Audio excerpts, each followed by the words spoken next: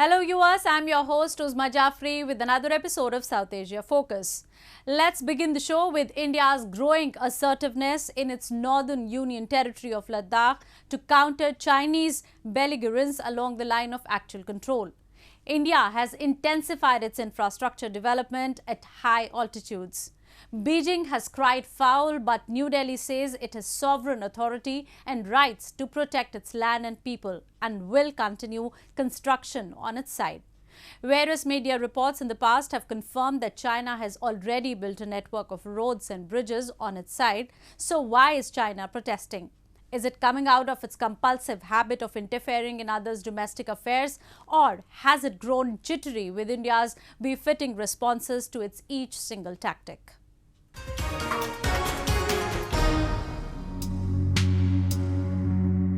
These employees of Border Road Organization, the infrastructure development wing of Indian Defence, are working overtime to accomplish their goals. Their aim is to develop a road through mountains that provides smooth connectivity and an all-year access to Indian troops moving forward areas along LAC, the border between India and China, where the situation has lately become volatile due to repeated incursion attempts by PLA. The sustained provocation from Chinese side had grown into a primitive-style bloody fist fight this summer, in which India had lost 20 of its soldiers while China had not disclosed its casualties. Reports say they were near 40. Since then, New Delhi has redoubled its efforts in securing its entire boundary with China and has been building roads and bridges. Engineers at the ground say that China's unethical war tactics have compelled his team to work with more enthusiasm. Here, with the terrain conditions and difficulties we are facing here, with the minus 40 to 40 degrees Celsius, despite of that, the morale of the troop is very high, and we are doing the work for the nation, and we are doing the work on the war footing so that the road can be linked to the Ladakh as a third axis. So we are now fall short of the 30 kilometers of link is missing, and we are working on war footing to link that missing link. The government of India has identified 73 strategically important roads along the Chinese border, of which 61 are with the BRO, running over 3,300 kilometers. 75% of the work under BRO had been completed by March this year, a news that has really made the power corridors in Beijing nervous. Beijing tried using similar tactics, but it has time and again employed to bully its smaller and weaker neighbors in south. It termed Indian construction illegal and destabilizing. New Delhi, however, remains unfazed and says it will build infrastructure at even greater speed to respond to Chinese plots. Indian Defence Minister had recently said that India will continue to patrol areas. मैं ये स्पष्ट कर देना चाहता हूं, लड़ाई भी तो इसीलिए हो रही है, फेस ऑफ तो इसीलिए होता है, और जहां तक पेट्रोलिंग पैटर्न का सवाल है सभापति महोदय, यह पेट्रोलिंग पैटर्न ट्रेडिशनल है, पारंपरिक है, और साथ ही साथ ये वेल डिफाइंड है. भारत के सेना के जवानों को पेट्रोलिंग करने से दुनिया की कोई ताकत नहीं रोक सकती. यदि हमारे जवानों ने अपना बलिदान दिया है तो इसीलिए बलिदान दिया है. देश हित में हमें कितना ही बड़ा और कितना ही कड़ा कदम उठाना पड़े सभापति महोदय, हम पीछे नहीं हटेंगे. So, what has spooked China? Observers say it is India's combat readiness which will be bolstered several times with connectivity to forward areas that has baffled Chinese leadership and its PLA. While China can boast of having one of the mightiest arsenals in the world, its soldiers are not just skilled enough for high-altitude warfare with sub-zero temperatures. While Indian troops on the other side can do it all. Beijing has also been taken by surprise by India's assertive and more skilled response to its bullism. It had drawn its conclusions on the basis of its little success in 1962. But today, India, which is also a nuclear power, has one of the strongest armies under the sun. It has highly sophisticated arsenal with its troops capable of giving a bloody nose to its enemies. In this case, the Chinese. From land to air to sea, India is prepared for all levels of conflict that China must just think of triggering, or to say in the current context, will think twice before doing anything of that sort.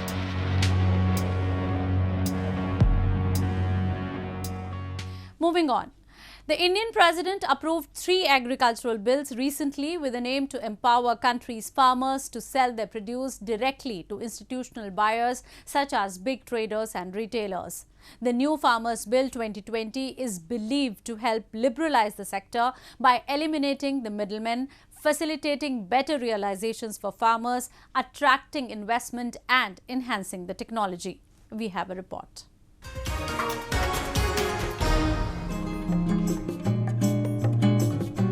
Agriculture employs 58% of India's population and contributes to 15% of GDP. It is called the backbone of country's economy. Prime Minister Narendra Modi's cabinet had issued emergency executive orders in June to change the long-standing rules that govern the vast agricultural sector. The Farmers Bill 2020 will unshackle farmers from having to sell their produce only at regulated wholesale markets and make contract farming easier. अब यही ताकत देश के दूसरे किसानों को भी मिली है। फल सब्जियों के लिए ही नहीं, अपने खेत में वो जो पैदा कर रहे हैं, धान, गेहूं, सरसों, गन्ना जो उगा रहे हैं, उसको अपनी इच्छा के अनुसार जहां ज्यादा दाम मिले वहीं पर बेचने की अब उनको आजादी मिल गई है। The new legislation will give power to the farmers for engaging with processors, wholesalers, aggregators, large retailers, exporters, and others in a very competitive environment. Price assurance will be given to the farmers even before the sowing of crops. In the case of higher market prices, farmers will be entitled to this profitable price much above the minimum price. According to the government, it will shift the risk of market unpredictability from the farmer to the financially powerful sponsor. Due to prior price determination, farmers will be shielded from the volatility of market prices. It will give access to the farmer to adopt modern technology, better seed and other inputs. India's small farmers comprise 78% of all farmers but own only 33% of the total cultivated land and produce 41% of the country's food grains. Their productivity is somewhat higher than that of medium and large size farms. इससे हमें एक तरीके का फ़ायदा ही है, क्योंकि इसमें से अगर बीच में से ये जो कमीशन वाले हैं वो निकल जाते हैं तो फ़ायदा सीधा खेडूत को ही है। इससे हमारा मुनाफा भी बढ़ जाएगा और आने वाली पीढ़ी में भी इससे फ़ायदा बहुत ज़्यादा होगा। माल कमाते हम है लेकिन बेचना आता नहीं, सबसे पहली बात है। ऐसे जो व्यापारी लोगों का क्या कहना, 300 रुपये किलो कैरेट लिए तो मेरे को कैरेट क्या भाव पड़ता है, 12 रुपये किलो से लेके 15 रुपये किलो तक टमाटर गिरता था पहले। आज हम लोग हैं, हमारा 100 कैरेट चालू है अभी, तो हम खुद भी बेच सकते हैं। जैसे वाशी बोलो, अहमदाबाद बोलो, गुजरात बोलो, तो हमको पड़ता है 20 रुपये किलो तो 25 रुपये किलो तक। किसानों के लिए बिल बहुत अच्छा पास हुआ है, कोई परेशानी नहीं हो किसानों के लिए मंडी में ले जाने के लिए, और दलाली कम होगी, कालाबाजारी कम होगी, कहीं भी ले आ सकते, कहीं भी किसान बेच सकता है अपने माल को। With the introduction of the Essential Commodities Ordinance 2020, the government may regulate the production, supply, distribution, trade and commerce of essential commodities such as food, including cereals, pulses, potatoes, onions and oil seeds. Farmers may also use electronic trading platforms like eNAM, which was launched in April 2016. It had 16.6 million farmers and 131,000 traders registered on its platform until May 2020. Overall, 1,000 mandis or markets in India are already linked to eNAM, and 22,000 additional wholesale markets are projected to be linked by 2022. Agricultural commodities trading accounts for 12% of total commodities trading in India.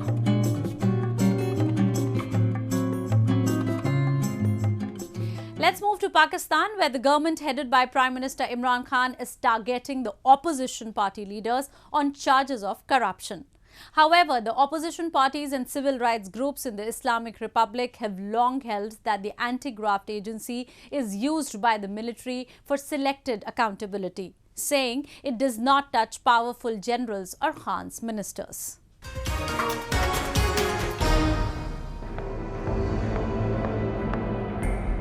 Pakistan's anti-graft agency arrested the parliamentary leader of the opposition on corruption charges on September 28 after a court rejected a plea for bail, a move his party says is linked to planned opposition protests against Prime Minister Imran Khan.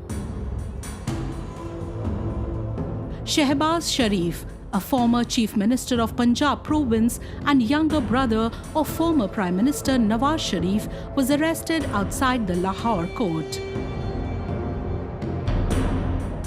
The charges are linked to alleged money laundering to buy properties abroad.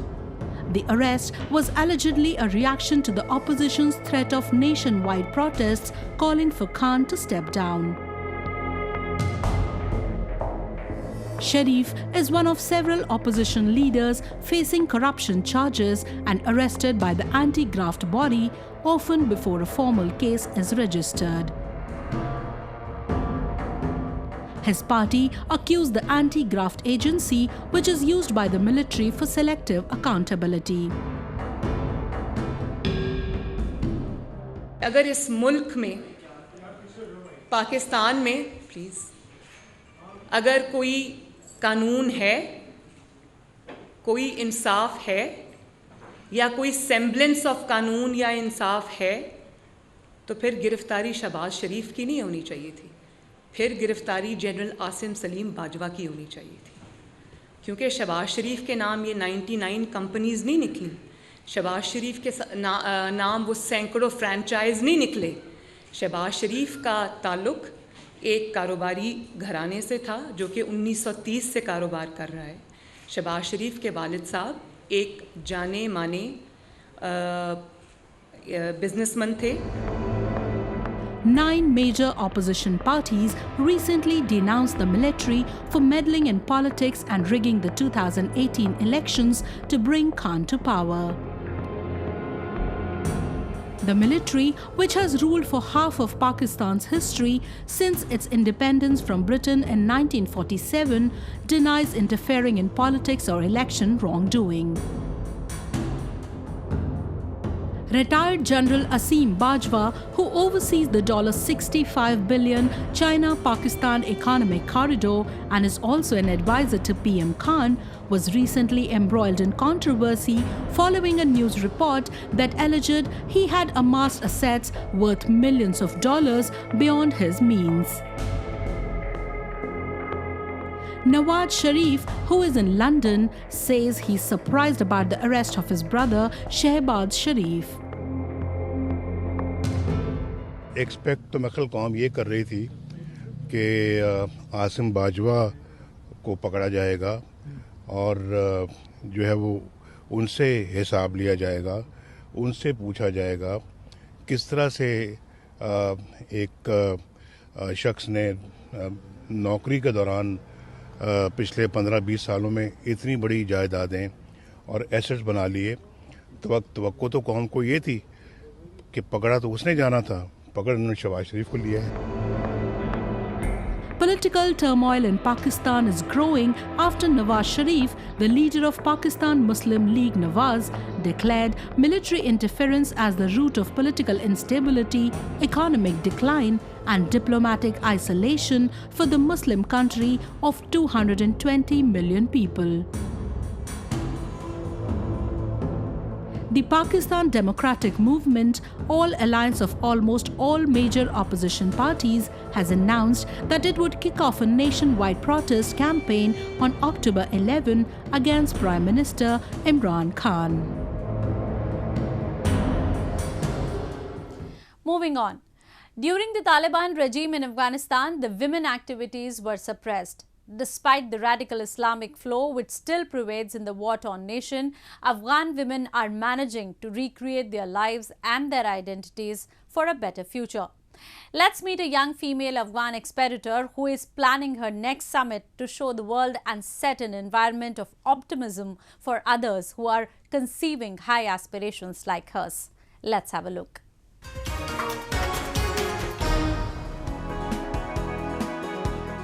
"18-year-old Afghan expeditor Fatima Sultani gazes at the peak of a mountain near Afghanistan's capital city Kabul after completing a morning climbing session, considering her next footsteps.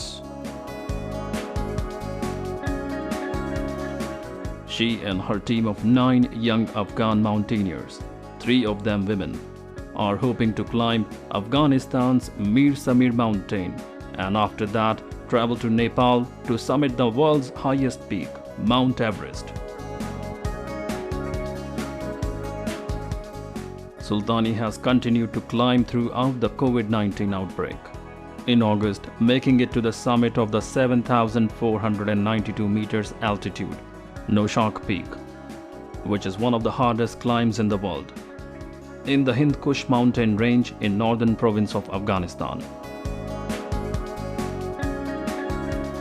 ما هدف اصلی ما همی است که ما به تمام جهانیان نشان بدیم که بانوان افغانستان هم قدرتمند هستند، میتونن کارهای سخت را که مثلا مردم ما انجام بدن ما میتونیم انجام بدیم.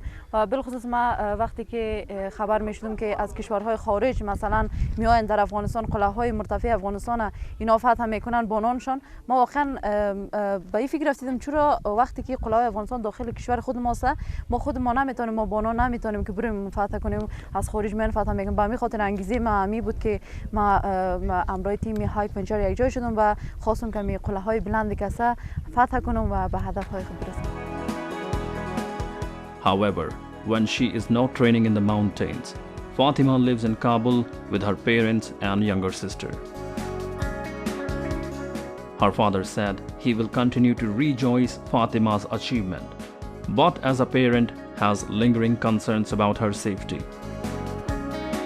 بله به خاطر از این که مثلا ما شاهد از این صحنه هستیم که مثلا کسایی که مثلا زیادتر امیرخمی مثلا معروف شده یا مثلا بعضی خدمت‌های کرده تا از طریق طالبان مثلا تحت ترور قرار گرفته ترجیح این واقعا جای نگرانی من نگران هستم دیگه از این بار 100% مثلا اونا نمیگذاره تا حدی که مثلا نادورزیش باره مثلا خصوصا در طبقه اوناست که اونا هیچ نمیگذاره قدم خود از خانه بیرون بگذاره. Even she hopes to motivate women of her generation to take parts and show the world another facade of Afghanistan for much brighter to improve peace and sustainability. خب ما تقریبا 3 یا 4 قلعه ما فتح کردیم. امروز این تیمی که یک جای شدیم یکی لالان بوده پنچیر و یکی هم در سالنگ بوده سلسله کوههای هندوکش که به نام خودم قلعه را ماندن فاتی پیک و یکی هم قوریق بود و آخرینش هم نوشاخ بود که سخت‌ترین کوه ما گفته میتونیم که در جهان گفته میشه و بلندترین می قلعه کوه در افغانستان هستن که ما اونجا امروز تیمی هایک ونچر رفتیم و اونجا را فتح کردیم و بلندیش 7492 متر. As the Taliban hold peace talks with the Afghan government in Doha, many fear that they may rein in women's activities, including in sport as they did during their rule. though the Taliban say they have changed. Their public statement on women's rights have been vague and many harbor concerns.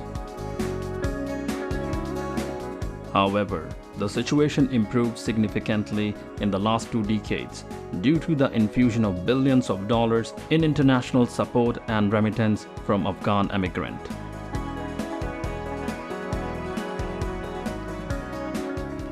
Dolls from various periods of history offer an understanding of the times gone by. They are part of a tradition Indians have grown up with. Today, the dolls not only provide a diversion but also a colourful canvas for depicting Indian life in its plethora of cultural beauties. So today in our episode, we will take you to India's Coimbatore city, where a month-long Navratri Kolu Exhibition or doll festival kicked off. Over 10,000 varieties of dolls were displayed by artisans at the exhibition that attracted many visitors.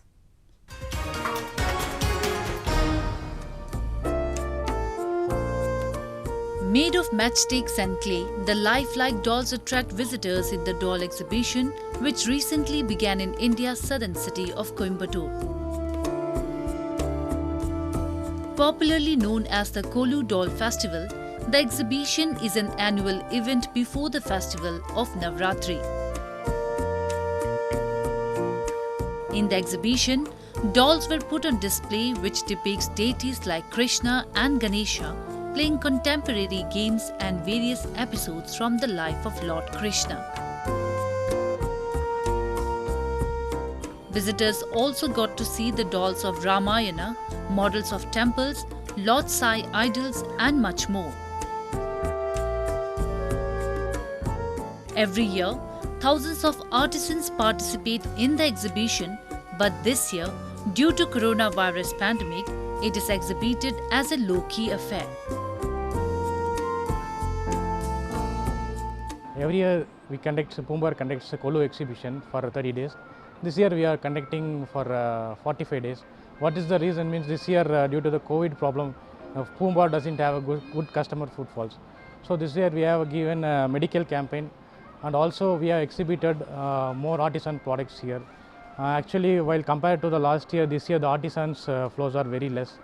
Last year there was nearly 20 artisans. This year there were only 15 artisans who have participated in the exhibition. This year in Kolu, we have paper mache dolls, and we have matchstick based toys, and Etikup toys, Varanasi toys, and other crafts. And we have mixed here with models. There are certain types of models here. This year we have highlighted the Ramar Koil temple is the highlighted temple model in this year. And this year we were expecting sales up to 50 lakhs. But due to the customer footfall, very less of customer footfall, we were not able to do the sales. Our main aim is to uplift the poor artisan. During the exhibition, over 10,000 varieties of dolls have been displayed by artisans. The exhibition aimed to empower the craftsmen and enhance their livelihood. Visitors with religious inclinations spend the most time admiring figurines of famous characters from Hindu epic Ramayana and Mahabharata also. Besides mythological characters and deities, visitors also got to see an array of doll sets portraying slices of life. Besides this, the vegetables and fruits made of clay looked astonishingly realistic.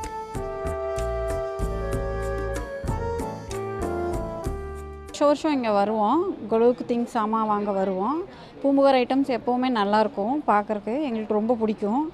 இந்த தடவை வந்து நிறைய items வச்சுருக்காங்க. கொலு ஐட்டம்லேயே தனித்தனியாக செட்டாக நிறைய வச்சுருந்தாங்க வெளியே.